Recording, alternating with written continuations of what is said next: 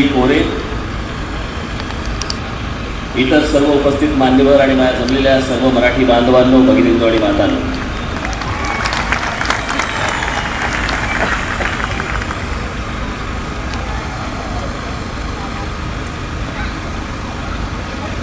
मी मध्यंतरी एकदा वारणाला गेलो होतो.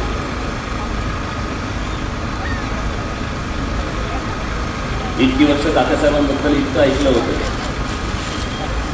आणि हे सगळं वाढवणारे आमच्या विनय कोरेंबद्दल इतकं ऐकलं होतं. आणि मी त्यांना म्हटलं मला वारणाला येऊन बघायचं आहे तसं, आणि कशा पद्धतीचा उद्योग वाढवला, सहकारातनं वाढवला, किती मोठा केला, कसा लोकांपर्यंत पोहोचला, हे सगळं पाहण्यासाठी म्हणून मी तिकडे गेलो. ते सगळं राहिलं बाजूला आणि हे आमचे मित्र,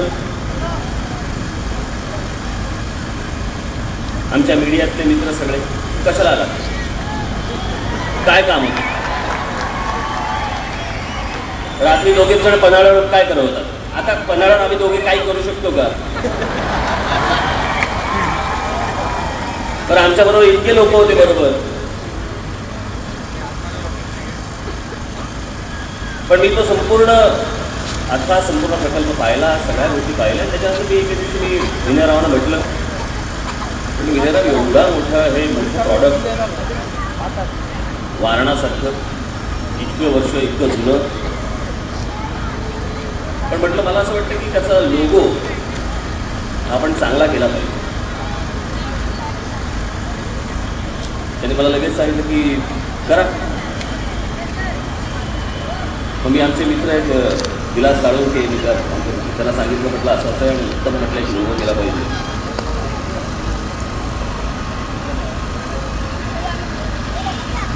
त्याच्यामध्ये तो जो आता हा देऊ, तो आपला ज्योतिबाचा जो गुलाल असतो, अंगार असतो, तो रंग पण पाहिजे.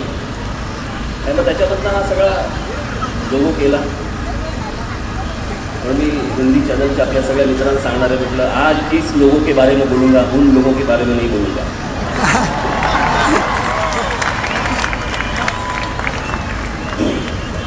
या लोगो बद्दल मस्त बोल. पण मला ज्या बोलायचं आहे त्या येत्या 24 जानेवारीला मी ठाण्यामध्ये बोलणार आहे. ठाण्यामध्ये जाहीर सभा घेऊन बोलणार आहे. बऱ्याच जणांना प्रश्न पडला होता, वेअर इज राज ठाकरे? म्हटलं हिअर इज राज ठाकरे. त्या सगळ्यांची थोबाडं बंद करण्यासाठी म्हणून 24 तारखेला जाणार. बरं, मी अशीच 24 तारीख निवडली. मी ते विचारलं, मी करत असताना कधी 17-18 तारखेला विचारत होतो, शनिवार रविवार. म्हटलं तिकडे ग्राउंड आहे का? त्यांनी मला सांगितलं नाही, ग्राउंड नाही. 24 तारीख आहे. म्हटलं बरं 24 तारीख ते 24 तारीख जाहीर केल्यानंतर सगळ्यांनी मला सांगितलं 24 तारीख ते उत्तर प्रदेश दिन साजरा करणार. म्हटलं आता बॉल फुलटॉस येतोच आहे, तर 24ला माराच.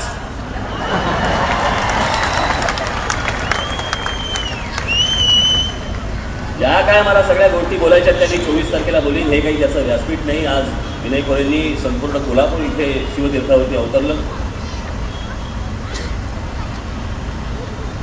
हे सगळे कार्यक्रम होतात त्यावेळेला काय मी इथंच राहतो मागे. सगळ्या माझ्याच अंगणामध्ये सगळ्या गोष्टी होत असतात. हा संपूर्ण कार्यक्रम करण्यामागे एकतर कोल्हापूरच्या सर्व गोष्टी इथे मुंबईमध्ये आणाव्यात, कोल्हापूरवासीय जे मुंबईमध्ये राहणारे आहेत त्यांच्यासाठी त्या आणाव्यात, आणि त्याचबरोबर कोल्हापूरवासियांसाठी एखादं चांगलं हॉस्टेल या मुंबईमध्ये उभं करावं. जी लोक येतात त्यांना राहण्यासाठी म्हणून सोयी उपलब्ध व्हाव्यात, याच्यासाठी विनय कोरे प्रयत्न करतायत. काल सगळे आले होते, एक जण बोलला नाही याच्यावर. या मुख्यमंत्र्यांपासून सगळे जण, कोणी या हॉस्टेलबद्दल बोलायला तयार नाही. म्हणजे आपल्या कोल्हापूरमधले, मी तर आपल्या संपूर्ण महाराष्ट्रामधले जेवढे जिल्हे आहेत या जिल्ह्यांचा पहिला अधिकार या मुंबईवरती आहे. नाही ते नको ते लोक इकडे येतात आणि लोंढे वाढवतात. अरे हे तर तुमचंच आहे. हे तर आपलंच आहे, हे शहर आपलं आहे. उगाच सांगतात आर्थिक राजधानी. कुठे घटनेत दिलंय आर्थिक राजधानी? हे बाकीचे येतात, हे तर तुमच्या हक्काचं आहे. आपल्या इथल्या महाराष्ट्रामधल्या लोकांसाठी इथे हॉस्टेल झाली पाहिजे, इमारती उभ्या राहायला पाहिजे, त्याच्यासाठी राज्य सरकारने प्लॉट दिले पाहिजे. पण नको त्याच लोकांची तळी उचलून धरायची म्हटल्यानंतर ह्यांना हे दिसतात कधी? ह्यांना हे फक्त निवडणुकीच्या दिवशी दिसणार. मुंबईमध्ये उत्तर प्रदेश भवन होतं, बिहार भवन होतं, बाकीची सगळी भवनं होतात. कोल्हापूर भवन नाही, त्याच्यासाठी प्लॉट मिळत नाही, त्याच्यासाठी प्लॉट देत नाही राज्य सरकार. काय बोलायचं आहे लोकांना मला सांगा ना. आता पण ती म्हाडाची घरं, आज 3-3.5 म्हाडाची घरं त्याच्या अर्जात सुरू होत आहे. ही सगळीच्या सगळी घरं ही मराठी माणसालाच मिळाली पाहिजे. बाकी त्याला कसं मिळतं हे पण बघू आपण. ही काय धर्मादाय संस्था नाही काढून ठेवली महाराष्ट्र म्हणजे. कोणाला कोणी विचारत नाही, जा महाराष्ट्र. बरं काढतायत पाठवतायत. अरे काय आहे काय?